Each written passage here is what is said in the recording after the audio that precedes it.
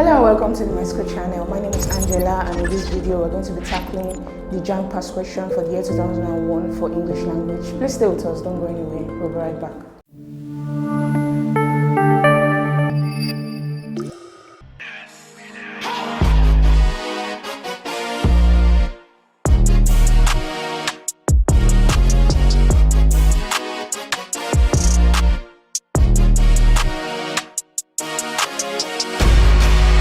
Welcome back to the Myschool channel. Like I said earlier, we're going to be tackling the JAMB past question for English language for the year 2001. So we're going to be tackling questions 1 to 25. Let's begin with question 1. So choose the option nearest in meaning to the word underlined.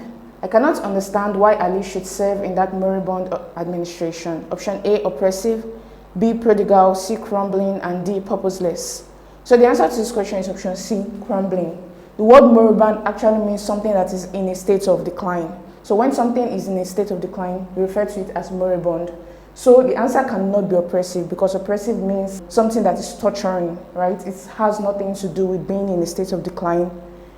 Prodigal actually means lost but found. It has a more positive connotation. The word purposeless means having no clear goal. So the best answer to this question is option C, crumbling, because crumbling actually means something that is gradually becoming in a state of decline. So the answer to this question is option C, crumbling. Question number 2. The conference center caters for transients only. A, temporary guests, B, professional, C, permanent guests, and D, novices. So the answer to this question is option A, temporary guests. Transients are people who are living in a particular place for a very short period of time. They're not staying there for a long time, so it means they are temporary. The answer to this question is option A. Question number 3. The coalescence of the groups created additional problems. A, proscription, B, fighting, C, disbandments, and D, union. The answer to this question is option D, union. The word coalescence actually means the coming together of two things, the unity of two things. So the answer to this question is union, because union is nearest in meaning to the word coalescence. Question 4. As the triumphant rebels were returning to their base, they met with a serious reverse. A, a defeat, B, an enemy, C, an army, and D, a victory. The answer to this question is option A, a defeat. A serious reverse means a serious turnaround. When things are turning around for the negative, you say there is a serious reverse in that particular thing. So a defeat is the closest answer to this question, because a defeat means that they are losing the war. So it's a turnaround, a negative turnaround for these triumphant rebels. So the answer to this question is option A, a defeat. Question 5. The village girl wore sumptuous clothes. A, faded looking, B, cheap, C, expensive, and D, loose fitting. The answer to this question is option C, expensive. So sumptuous actually means something that is luxurious and very expensive. So option C is the answer to this question. Question 6. Any chief executive of an organization would find radical changes blocked at every turn. Option A, developments, B, ideals, C, suggestions, and D, innovations. The answer to this question is option D, innovations. When we are talking about radical changes, we are talking about changes that are so different from the traditional order of things. So innovation actually means new developments in a particular company. So when something is new, something is changing rapidly from the traditional order of things, you say they are innovations or radical changes. So the answer to this question is option D, innovations. Question 7. Ugo has often been described as belligerent. Option A, attractive, B, patient, C, innocent, and D, combative. The answer to this question is option D, combative. The word belligerent means very aggressive, or we're looking for a way to argue in a particular situation. So combative is closest in meaning to belligerent. Other options have a more positive connotation. Attractive, patient, and innocent have positive connotations, but the word combative has negative connotations, just like belligerent. So the answer to this question is option D, combative. Question 8. The men were tardy in offering help. A, brave, B, generous, C, slow, and D, quick. So the answer to this question is option C, slow. The word tardy actually means late. When you are coming to a particular place late, you say the person is tardy. So the closest meaning to the word tardy is option C, slow, because it actually means late. So the men were late in offering help. They were very slow in actually offering their assistance in that situation. The answer to this question is option C. Question 9. For me, it's just being facetious about marrying a soldier. A, unserious, B, crazy, C, serious, D, unfaithful. So the answer to this question is option A, unserious. Someone who is being facetious means they are being serious, they are joking, they are trying to make light of a particular situation. So the closest in meaning to that is unserious. The answer to this question is option A. Do you know you can take practice questions with our simulated JAMB CBT past question? All you need to do is to go down to the link in the description below. This takes you to the Myschool website, where you can download our Myschool mobile app for your Android devices and the Myschool software for your laptops and computers. Please go ahead and start practicing. Now to question 10. The professor discussed a number of abstruse topics: A, esoteric; B, relevant; C, irrelevant; and D, useful. The answer to this question is option A, esoteric. The word abstruse actually means something that is very difficult to understand. It's especially made for it to be difficult to understand. The word esoteric also means difficult to understand, but it is specially designed for those who have specialized knowledge on a particular subject matter. So they are nearest in meaning to each other. The word relevant, irrelevant, and useful has nothing to do with abstruse. Abstruse means something that is difficult to understand. It has nothing to do with its relevance or usefulness. So the answer to this question is option A, esoteric. I believe you're enjoying this content. If yes, please do not forget to hit the like button, click on the subscribe button, and lastly tap on the notification bell to get informed as soon as we release the next videos. Question 11. Okay, so still on nearest in meaning. Bosse was angry because her friend called her pilferer. A, hypocrite; B, thief; C, criminal; and D, liar. So the answer to this question is option B, thief. A pilferer is someone who steals.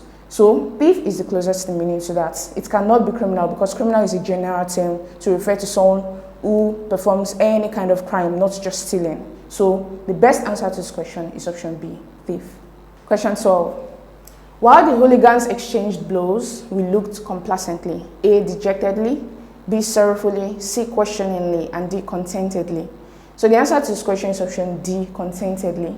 So the word complacently actually means looking at something without any sense of consequences, with a sense of self-satisfaction. So the closest in meaning to that is contentedly. When you're looking on something contentedly, you're looking at it with a sense of satisfaction, without any regard for any potential consequences in the future. So the answer to this question is option D, contentedly. Question 13. Tade became timorous when she was asked to give the valedictory speech. A, excited; B, nervous; C, aggressive; and D, happy.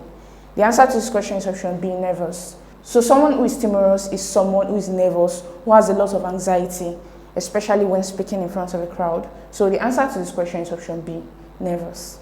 Question 14. The player kept on gamely to the end of the match. A, amateurishly; B, skillfully; C, courageously; and D, stubbornly. So the answer to this question is option C, courageously.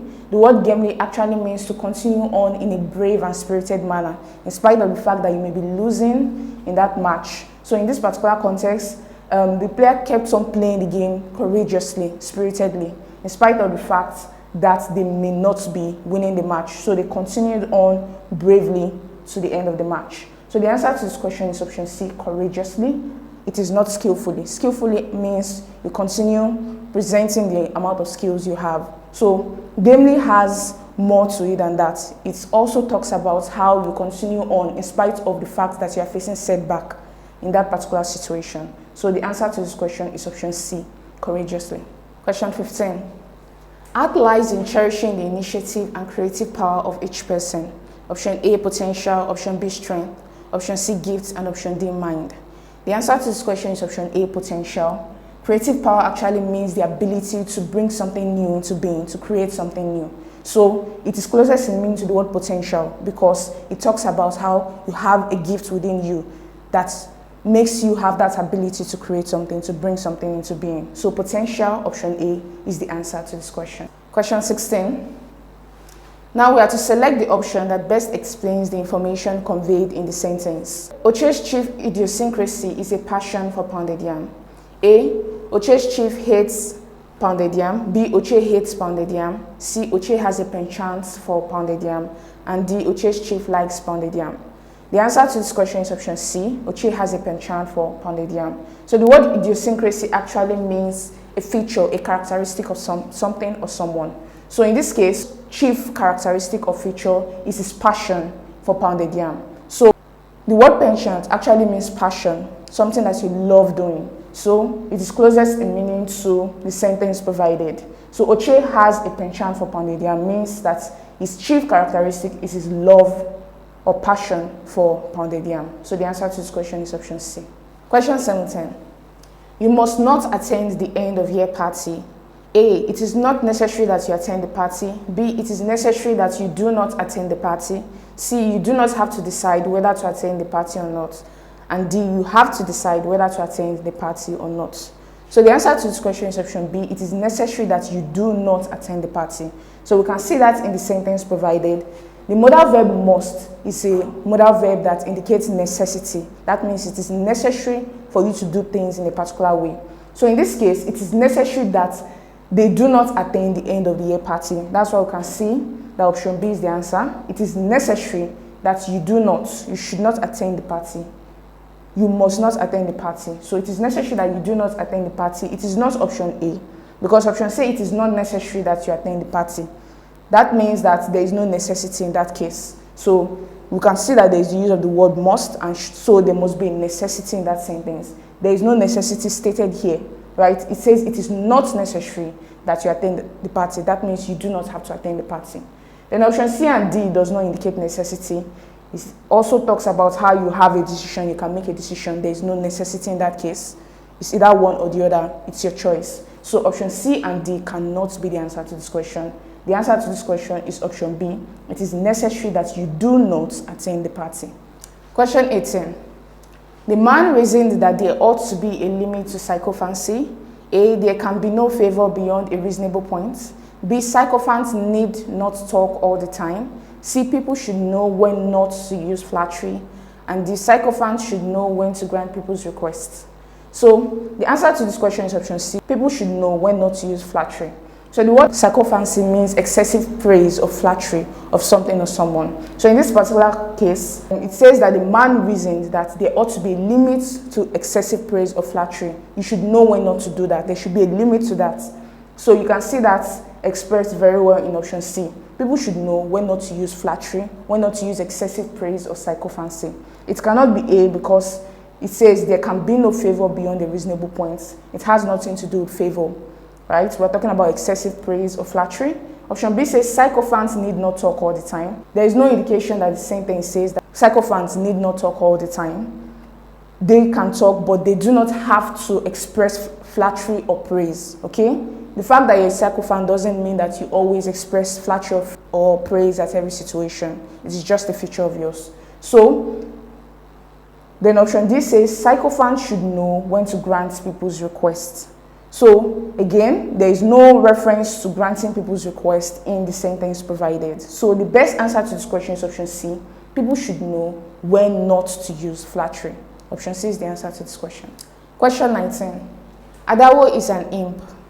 A. Adawo behaves queerly. B. Adawo behaves decently. C. Adawo behaves differently. And D. Adawo behaves badly. So the answer to this question is option D. Adawo behaves badly. So the word imp is used to describe someone who is not well-mannered, who doesn't behave well in front of other people. So Adawo behaves badly is the best interpretation for that sentence. Although it might seem like it is Adawo behaves differently, but differently may not necessarily be bad. You can be different in a good way. So it doesn't directly convey the meaning expressed in that sentence. So the best answer to this question is option D. Adawo behaves badly. Do you have a question? Please feel free to ask your question by going down to the link in the description below. This takes you to the Myschool website where you can ask your question and a solution will be provided to you within a short period of time. Now on to question 20. The solution lies in choosing between various negative alternatives. Option A, the solution can be found in one of negative options. B, the solution lies in choosing between the positive and the negative. C, the solutions are many. And D, the solution is a negative one. So the answer to this question is option A. The solution can be found in one of negative options. So the sentence actually states that there are various negative alternatives and the solution lies in choosing between one of these negative alternatives or options. So this is why option A is the answer to this question. The solution can be found in one of the many negative alternatives or options that are available. Although it may seem like option D is the answer because it says the solution is a negative one. Yes, the solution is negative one, but it doesn't express everything that is stated in that sentence. This sentence doesn't only talk about the fact that there is a negative solution. It also talks about the fact that the solution lies between choosing between the negative alternative. So this particular sentence doesn't talk about the option of choosing between a variety of negative alternatives. So option D can't be the answer to this question. The answer to this question is option A. The solution can be found in one of negative options. Do you have a better solution or explanation to any of these questions? If you do, go down to the comment section below, indicate the question number and the solution you'd like to share. Question 21. Identify the word that has the stress on the first syllable. Option A, resist. Option B, salon. Option C, confirm. And option D, intact. So, in order to answer stress question, it's important to note, as we've said in previous videos, that there is no direct rule for stress. Although there are certain rules that can guide where the stress is placed in a word, it doesn't appear to be the case all the time. But it's still important to note some of this rule. One of the rules is that for nouns, the stress is usually on the first syllable. But if there is a weak vowel there, it moves on to the next. The otherwise is the case for verbs. So for verbs, the stress is usually on the last syllable, but if there is a weak vowel there, it moves on to the second to the last, and then it keeps moving forward until there is no weak vowel. So there is also another rule, the fact that when we have prefixes and suffixes, stress tends to avoid such affixes. So we're going to try applying some of these rules to this question.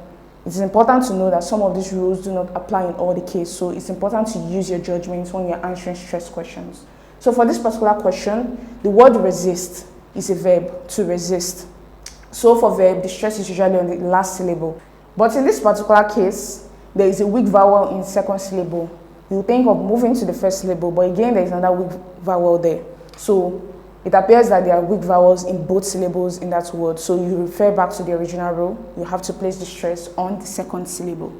So you have resist, resist. Then option B, we have salon, salon. Okay, this is a noun. A salon is a noun. It's the name of a place. So the stress is on the first syllable. And we can see that there is no weak vowel here. We have the vowel sound A. Okay, and then option C, we have confirm, confirm. Confirm is a verb.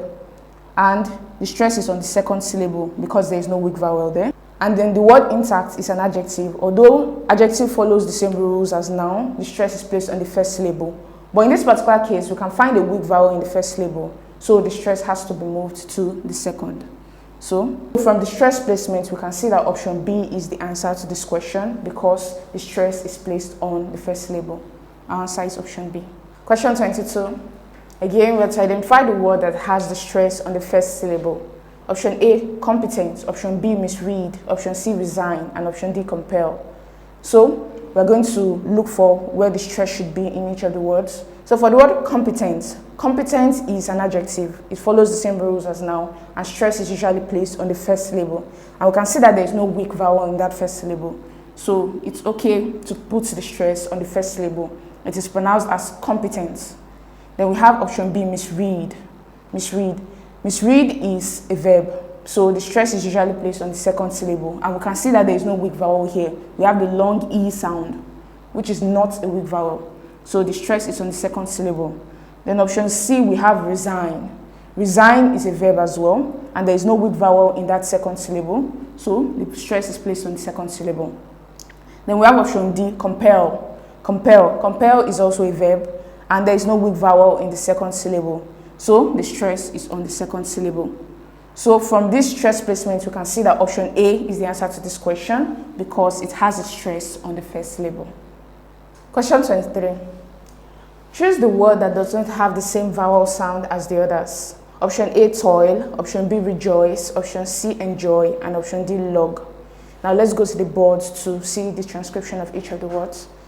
So for the word toil, toil, we are focusing on the vowel sound, so we are only going to transcribe the vowel sound here. This is pronounced as oi. Oi is a diphthong, a combination of two monophthongs. There is a glide between one monophthong and another. So we have the two monophthong, which makes up the diction, which makes up the diphthong oi. Okay? So oi is the vowel sound there. Then option B, we have rejoice. Again, we are focusing on this particular vowel sound because it sounds close to the one in the first and third option. So we have oi again. We have the diphthong oi. Then option C, we have enjoy. Again, it's still that diphthong oi. So you can see that oi is similar in each of these three options. Then option D is pronounced log. Log, that's a monotongue. So we have the sound O, the short O. Okay, so from this we can see that option D is different from option A, B, and C. Let's go back to the screen to mark our answer. So from the transcription of the vowel sound, we can see that option D, log, is the answer to this question. Question 24. Again, we have to choose the word that does not have the same vowel sound as the others. Option A, key. Option B, wind. Option C, even. Option D, people. Now let's go to the board to see the transcription of the words.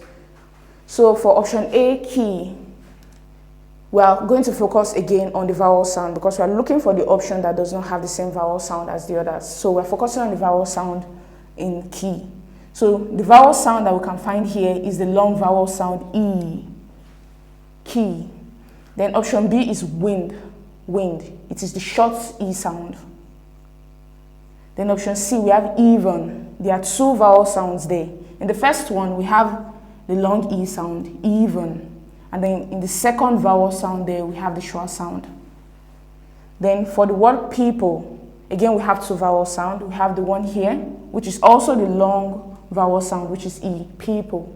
And then we have the short sound as the second vowel sound there, people. So from the transcription, we can see that option A, C, and D have similar vowel sounds. Option B is the odd one out. So let's go back to the screen to mark our answer. So from the transcription of the vowel sound, we can see that option B, wind, is the answer to this question. Question 25. Again, we have to choose the word that does not have the same vowel sound as the others. Option A, we have granite. Option B, die. Option C, rice. And option D, fight. Now let's go to the board to transcribe the vowel sounds. So for option A is pronounced as granite, although sometimes we pronounce it as granite. That is not the appropriate pronunciation. The correct pronunciation of the word is granite. So again, we have two vowel sounds in this word. We have the R sound, and then we have the short E. So it's pronounced granite. Then option B is pronounced die. There is a diphthong sound there. So a diphthong is a combination of two monophthongs. We have the R sound and the E coming together, and then there is a glide between the two of them. So it is pronounced I, die. Then option C, we have rice. Rice also has the diphthong I. And then for option D, we have fight. Fight again has that diphthong I.